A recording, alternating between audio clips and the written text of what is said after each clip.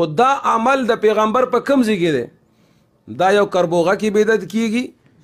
دغه اجتماعي اعتکاف چې تاسو دیتا بدعت ویلی دي، داسې اجتماعي اعتکاف بلاد تدعینا په تعین عرفي سره دا په شریعت کې مطلوب دی، بدعت نه دی. په قرآن پاک آیاتونو نه مفسرینو ثابت کړی دی. قرآن کې الله فرمایي چې وانتم عاکفون فی المساجد ان طهر بیتی للطائفین والعاکفین. او دارنګه نبی علیہ الصلوۃ والسلام صحیح حدیثونه چې نبی علیہ الصلوۃ والسلام په تدعی سره صحابه کرام را بللی دي. بخاری شریف کې صحیح حدیث دی. صحابه کرام ته نبی علیہ الصلوۃ والسلام او فرمیل چې تاسو واپس راشه خپل معتکف ته مسجد ته راشه اجتماعي طور باندې. خو بهر صورت تاسو پنځپیریان مفتی فدا محمد صاحب تاسو پنځپیریان ځان په احنافو کې حسابوي او دیوبند مسلک سره تاسو وایي چې زمونږ تعلق دی. اگر چې احناف سره یا علماء دیوبند سره تاسو تعلق نشته، په ډېرو نظریو کې تاسو اختلاف دی. تاسو د څومره فتنې چې نن روانې دي، نن سبا د منکر حدیث فتنې وي، څومره کسان راوتی دي، اهل حدیث دي چې هغه منکر فقه دي چې څومره فتنې دي، یا تحریک طالبان چې هغه د ملک دشمنان دي، دهشتګردي کوي، چې څومره فتن چې څومره فتنې دي، دا د منبع یې چې دا ماخذ یې چې دا پنځپیر دی. حقیقت دا دی چې هر فتنه دا هغه سبق چرته به ویلي پنځپیر کې به ویلي. اگر چې خلک وایي چې پنځپیر ولې د دین ډېر خدمت کړي، خو موږ ته په نظر دومره راځي چې پنځپیر نه چې څوک هم فارغ شوي، څوک چې پکې 3 ورځې دوره هم پکې کړې دی، نو یو فتنې طرف ته مخه شوې ده. صحیح حق دین طرف باندې هغه ثابت قدم پاتې شوي نه دي چې دا پنځپیر ته بددعا شوي. څه وجه ده؟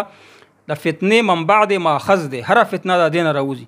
خو لیکن تاسو مفتی فدا محمد صاحب احناف طرف ته ځان حسابوي، نو تاسو چې مونږ بحر الرایق نه، شمینا، علمگیری نه، قاضی خان نه، بدایه و صنایع د علماء احناف فتوا او خو چې دغه اجتماعي اعتکاف چې زمونږ شيوخ کوي یا زمونږ پیر طریقه رهبر شریعت مفتی سید مختار الدین شاه صاحب دامت برکاتهم العالیه په کربوغي کې ته په غیبه اعتراض کړي چې کم اعتکاف کوي بلاد تدعینا الته خلق جمع کیږي، چې دا ممنوع نه دی، بدعت نه دی، بلکې دا مطلوب دی، مطلوب شرعي دی. چې کم استاد تا پیر مربی ستا اصلاح کیږي، نو هغه ځای کې اعتکاف کول هغه سره نږدې چې دا هغه برکات تا حاصل شي. علماء دیوبند که تاسو علماء دیوبند طرف ته ځان منسوبوي، نو ته په نیټ کې کتل شي په علماء دیوبند په پیج باندې نن موجوده د علماء دیوبند دغه اجتماعي اعتکاف چې کوم زموږ شيوخ یې کوي د متعلق ویلي دي چې دا صحیح دی، بهتر دی، دا بدعت نه دی. علماء دیوبند فتوا درته خودل شي. خو په دې موضوع باندې ستا چیلنج ما ته قبول دی. په هر ورځ په هر ټیم باندې چې تراتلی شي مونږ غوښتل شي په دې موضوع به تاسو سره مونږ خبره وکړو چې دا بدعت نه دی، د اجتماعي اعتکاف چې زمونږ شيوخ یې کوي، بلکې دا مطلوب شرعي دی، دې کې ثواب دی، بهتر دی. او تا باندې به دا لازم وي چې دغه اعتکاف په ته بدعت ثابتوي. اول به د بدعت تعریف کوي، بیا بدعت ثابتوي.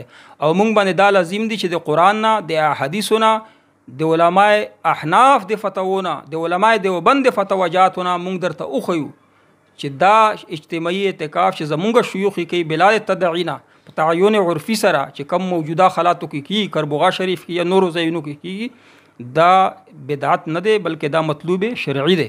نو زه به ستا د جواب انتظار کوم مفتی فدا محمد صاحب چې کله به ته په دې موضوع باندې مناظرې دپاره تیار شي، یا زمونږ دارالافتا ته راځي یا ستاسو دارالافتا ته مونږ تشریف راوړو. ستا د جواب په انتظار یم. تا چونکې په میډیا باندې بدعت ویلی دي، زمونږ شیخ مربی چې کوم اعتکاف کوي هغه ته د بدعت ویلي، میډیا په تور باندې تعالی ما جواب درکړ. نو جواب الجواب په انتظار چې کله به ته جواب وکړي چې تاسو سره مونږ په دې موضوع باندې مناظره وکړو، خلکو ته ستاسو دغه عقیده او ستاسو دغه فتوا څرګنده کړو چې دا فتوی ستاسو چې کومې دي د عقیدې ستاسو سره غلطي دي، د اهل سنت والجماعت د احناف او د دیوبند مکمل خلاف دي.